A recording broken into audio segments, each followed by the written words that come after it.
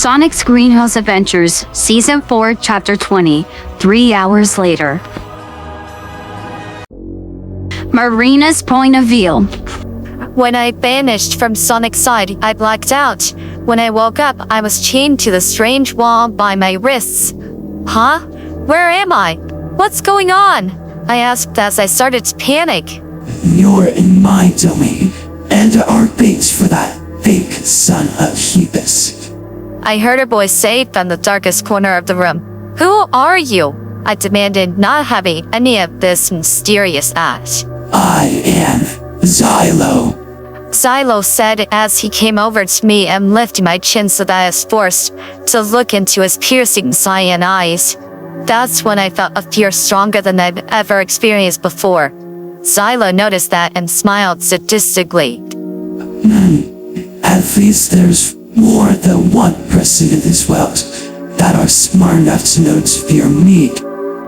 Xylo laughed as he let go of my chin. What exactly are you planning, you monster? And where's Annika? I demanded as I remembered that she disappeared too, but wasn't in the room with me. Silence. That is my little secret that you'll never know. Was all Xylo said as he walked away. Movie Sonic's point of view. After I blacked out, all my happy memories played out in front of me, and I realized just then how much I missed my family and how scared I was. Then, they were right there, staring at me, until something dragged them away by their legs. All I could do was hear the scream in agony. It was unbearable. Then I heard a voice calling out my name. When I opened my eyes, I saw Hephaestus looking down at me with a panicked and concerned look on his face. It was nighttime now. Oh, thank goodness you're finally awake. What happened? Why did you faint 3 hours ago? It was Xylo. He was speaking to me telepathically. He gave me the location of where Marina and Annika are being held captive. He wants to do a ransom. I have to go there tomorrow at noon alone, or else Marina will be turned into a soulless. Sonic's point of view. I came to check on Wachowski since he's been out cold for 3 hours straight.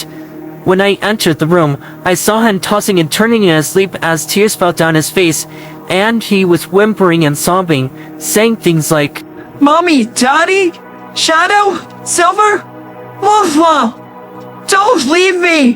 No, don't hurt them! I dashed over to his side and started to shake it desperately, trying to wake him up. It took way longer than I wanted it to, but he finally woke up. Now I was taking in Wachowski's answer. But before I could say anything, Wachowski collapsed into my arms, crying his eyes out. Oh, Hephaestus, I just want to go home and be with my family. I miss them so much. I miss doing Dad's hugs and high fives. I miss Pretzel Mom's kisses on my forehead and them both tucking me in. And I miss my brother's comfort and support. I just want to be with them so bad. It's tearing me apart and eating me alive being separated from them like this, especially this time being in a different dimension. Wachowski screamed in complete and utter devastation and agony. This made me think about my parents, and I sobbed as I tried to comfort Wachowski. I know, but at least you know they're still alive. Xylo took mine away from me right in front of my eyes. I felt so helpless. I should have been able to save them, but I failed. Some son of Hephaestus I turned out to be. I said as I started to calm down my own sobbing, and Wachowski seemed to calm down too. That's horrible, Hephaestus. I'm sorry. But I learned something the day I moved in with my family. Blaming yourself for what happened will do you no good. For 10 long years, I had the mindset you have right now. I didn't know Lone Claw survived until my first Christmas with my family where we were reunited. I thought she was dead. So even though I never actually lost anyone to death, I still felt what you're going through most of my life. Remember, I was only 3 when I had to leave Mobius. Wachowski said as he comforted me in return. I couldn't believe how damaged yet strong this younger alternate version of me was. It was impressive but heartbreaking. So, what happened, Wachowski? Because when I came in to check on you, you were crying in your sleep. I asked once we were home again. I had a wonderful dream that turned into a horrible nightmare. I saw all my happy memories of living with my family play out before me. That's when I realized how much I missed them and how scared of this world I am.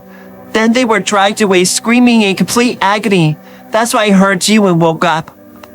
Don't worry, you'll get home no matter what. I promise.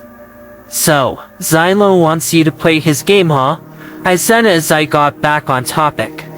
I guess that's one way of putting it.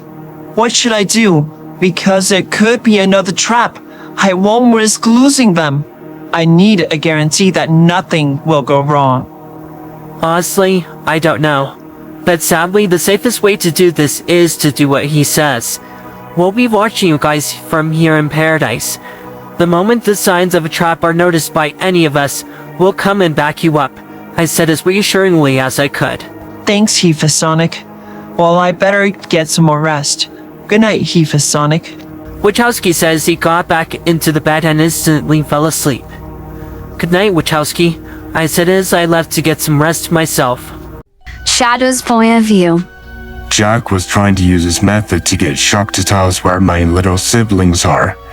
But he's been at it for 3 hours, and it was getting us nowhere. Jack, what are we going to do? We would use Sonic's portal rings, but we need the location clear in our mind in full detail, or we'll end up somewhere completely different. I said as I was starting to lose it.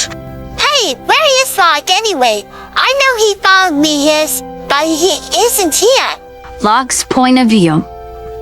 After I realized what Shock was playing was a big mistake that I knew I wouldn't be able to talk her out of, I fled into the woods behind the house.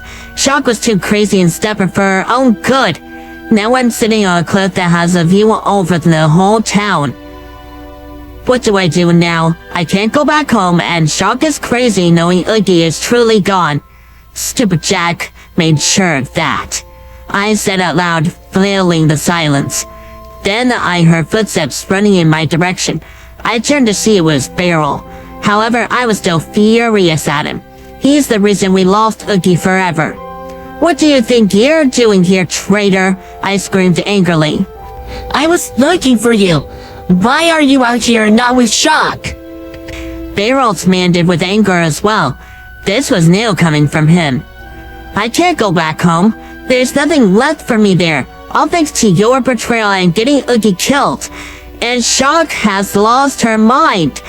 Now that infant is all alone in that nightmarish world, I said, resisting the urge to slap Beryl across the face.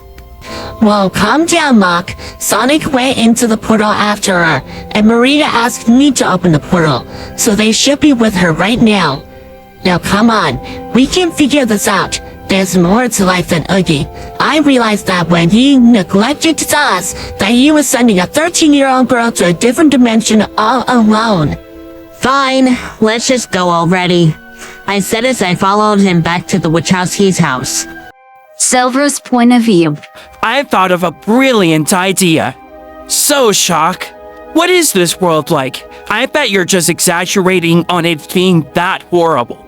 I set the taunter into describing it. I wasn't. It's quite literally an apocalypse, a wasteland where the only god in existence of their world torn apart, still have people's souls, turning them slowly into nothing but a hollow corpse that are slaves to do his bidding. He is worse than any villain you've ever faced combined. Shock sighed cockily like she thought she was torturing us, although I didn't expect that to be her response. I didn't want to believe it, but then again, it's too detailed and specific for it to be a lie. I looked at my family and they were devastated. Well, thank you, Shock. That's just what we needed.